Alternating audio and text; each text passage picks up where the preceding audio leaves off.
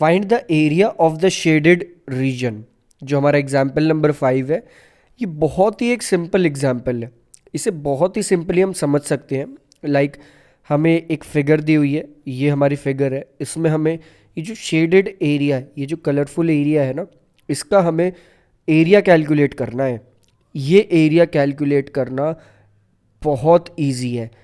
जहाँ पर हमें ये बताया गया है, फाइंड, एक तरह से हम क्वेश्चन पढ़ लेते हैं पहले। Find the area of the shaded region where A B C D is a square of side 14 centimetre. ये कहा गया है कि ये ए बी सी डी जो एक स्क्वायर है, इसकी साइड 14 सेंटीमीटर्स की है। तो ए बी की जो लेंथ होगी वो 14 सेंटीमीटर होगी। अगर अब हम इस स्क्वायर को 4 इक्वल पार्ट्स में डिवाइड कर ले और यहाँ पर 4 पॉइंट्स भी मार्क कर दे कुछ इस तरह से, लाइक डी ऊपर, फिर राइट में ई, फिर नीचे एफ और लेफ्ट में जी, और यहाँ से एक लाइन ड्रॉ करके इन पॉइंट्स को ज्वाइन करें बिल्कुल मिड पॉइंट से, जिसे हम ओ रखेंगे। तो हमारे पास अब ये 4 स्क्वायर आ जाएंगे।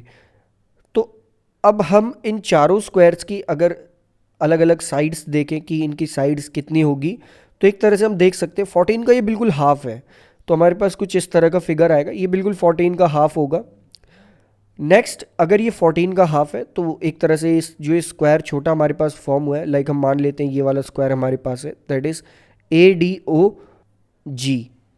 तो इस स्क्वायर की जो साइड होगी वो होगी 7 सेंटीमीटर। अब अगर हम इस स्क्वायर में ये शेडेड रीजन कैलकुलेट कर लेते हैं तो बस हमें 4 से मल्टीप्लाई करनी है, बाकी चारों में जो शेडेड रीजन है वो हमारा कैलकुलेट होके आ जाएगा। अब इसे कैसे कैलकुलेट करें? सिंपली पहले हमें स्क्वायर का एरिया कैलकुलेट करना है, फिर ये सर्कल वाला एरिया सब्ट्रैक्ट कर देना है। तो एक तरह से हमें स्क्वायर का एरिया कैलकुलेट करना तो हमारे लिए बहुत आसान है, simply side multiplied by side. अब एरिया अगर सर्कल का आएगा तो सर्कल का एरिया भी है कैलकुलेट करना बहुत आसान है, पाई आर स्क्वायर। नेक्स्ट, अगर हम सर्कल का एरिया कैलकुलेट करना चाहते हैं तो हमें यहाँ रेडियस भी पता होना चाहिए। अगर हम ये वाली लेंथ देखें, एक तरह से जो स्क्वायर की साइड है उसे देखें ए डी, तो ये एक तरह से स्क्वायर की साइड तो है, लेकिन साथ ही साथ जो ये सर्कल है इसकी डायमीटर भी है, और डायमीटर का आधा क्या होता है? रेडियस। तो रेडियस हमारे पास यहाँ आ जाएगा इस सर्कल का 7/2 सेंटीमीटर। अब रेडियस हमारे पास आ चुका है, साइड हमें पता चल चुकी है, तो क्यों ना अब हम इसे सॉल्व करें। लाइक हम सॉल्व करते हैं इसे।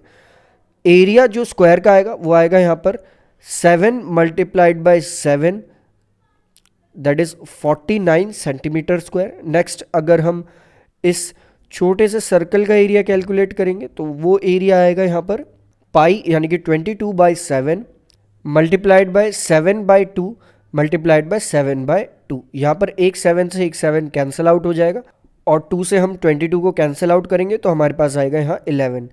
तो अब हमारे पास आ चुका है 11 मल्टीप्लाइड बाय 7/2, यानी कि 77/2, which is equals to 38.5 centimetre square. हमने देखा था हमारा जो एरिया आ रहा था वो स्क्वायर का आ रहा था 49 सेंटीमीटर स्क्वायर, इस सर्कल का एरिया आ रहा है 38.5 सेंटीमीटर स्क्वायर। अब हम दोनों को सब्ट्रैक्ट करेंगे तो हमारे पास आएगा 10.5 सेंटीमीटर स्क्वायर।